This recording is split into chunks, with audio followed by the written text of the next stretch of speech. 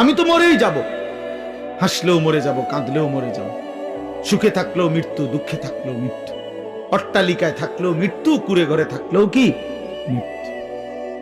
মৃত্যু আমার হবেই হবে, আমাকে একা চলে যেতেই হবে, সবাইকে রেখে আমাকে একাই ফিরতে হবে আমার আপন ঘরে, আমার কবরে, আমার হাসরে।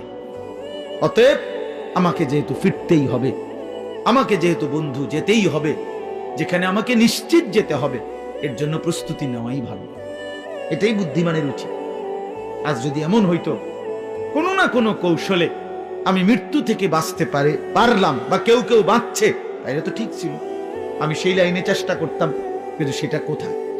এই পৃথিবী কাউকে থাকতে দিছে কিনা বলেন না কেন? তো পৃথিবীর মনে করেন 1000 বছর বয়স্ক কোন লোক পৃথিবীতে আছে যে আজ 1000 বছর যাবত তুমি মরে না? পৃথিবীতে 500 বছর যাবত